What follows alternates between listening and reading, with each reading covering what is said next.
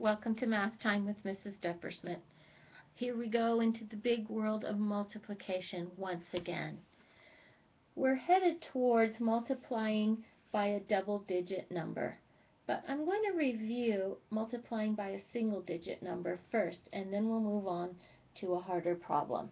If we start with this one, 628 times 4, one way to do it is by taking the 628 into all its separate parts and multiplying each separate part by 4. Then add up all the parts and we'll have the answer. So I'll do that right now. I'm also going to encourage you to stop the video as you work the problems yourself or to create new ones that are sort of like this. Please bring those to school and put them in my mailbox. I'd love to share them with the class. So starting out with this problem, we work on 4 times 8, which we know is 32. And we'll put that right under it with the numbers in their correct place value columns. Next comes 4 groups of 20, because we've taken the 4, multiply it by 20 in the 628, and that gives a result of 80. Once again, we're writing the answers with their numbers in the correct place value column. Last of all, we multiply 4 by 600, and we get 24 hundredths, which is the same thing as 2,400.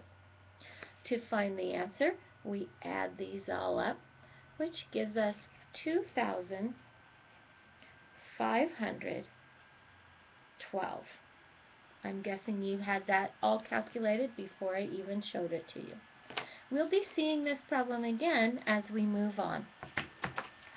Another way to multiply by a one-digit number is to imagine that you are multiplying each separate part by the multiplier. 4 groups of 8, 4 groups of 20, and 4 groups of 600. And we'll do that now. 4 groups of 8, as you know, are 32. We put the 30 regrouped over the tens column, just like this. Next, we do 4 groups of 20, which we know are 80, 8 tens, and we had 3 tens waiting for us from our regrouping. So that gives us 11 tens. 1 10 is regrouped, 10 of those tens are regrouped into the hundreds column, and now we multiply 4 by 600s, which are 2,400, and we add one more hundred with it since that's what was regrouped. And once again, you'll see, if we've done them both correctly, that the result is 2,512. There's no contest about that, no argument whatsoever. Now we're going to add something different, and we'll multiply 628 by 44. Not just 4 this time, but 40 and 4. Over here on the right-hand side, I've taken apart the parts. We have 628 taken apart here into its different parts, and we also have 628 again down below, and I'll show you why. Starting out, we do 4 groups of 8, which are 32. Because we're first multiplying everything by the 4 ones that we see in the 44. Next, we multiply 4 by 20, which gives us 80. And then 4 groups of 600 is 2,400. That should look very familiar. We're finished with the 4. Now we are multiplying all of the parts of the 628 by 40. This gets interesting. I'll put a green square around the 40 to remind us what we're working with next.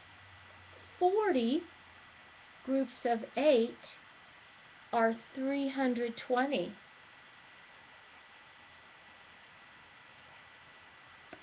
40 groups of 20 are 800.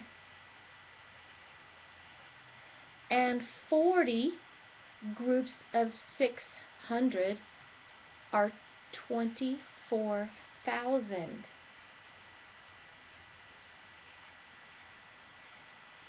When those are all added together, we'll get the answer for 628 times 44. That's a lot of addition, but it's the best way to get the right answer while we're learning. Now I'll show you another process for coming to the same product. These dotted arrows are going to show how things work. And once again, I'll use a circle as we're multiplying by the ones, and I'll put a square to use while we're multiplying by the 40. You can see that first we take 4 multiplied by 8, and we're getting so used to that, we know that it is 32. The 30 are regrouped as 3 tens over in the tens column, and the 2 ones go in the ones column. Next, we take 4 groups of 20, which is 80. We had 3 tens with that. That gives us 110. We regroup 100 into the hundreds column, and we had 10 remaining. Last of all, we do 4 groups of 6, which are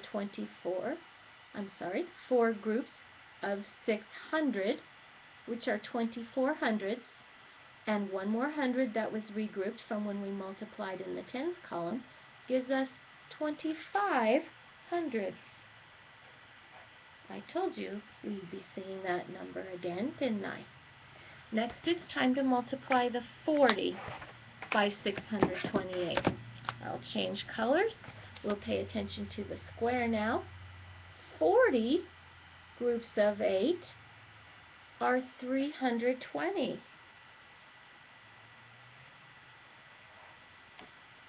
We have 3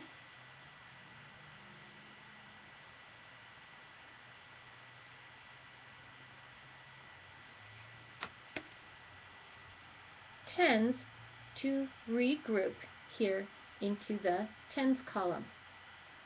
40 groups of 20 are 800, and we had 3 more to put with that. That makes 1100. We regroup one of those over with the next place value into the hundreds. Next, we do 40 groups of 600,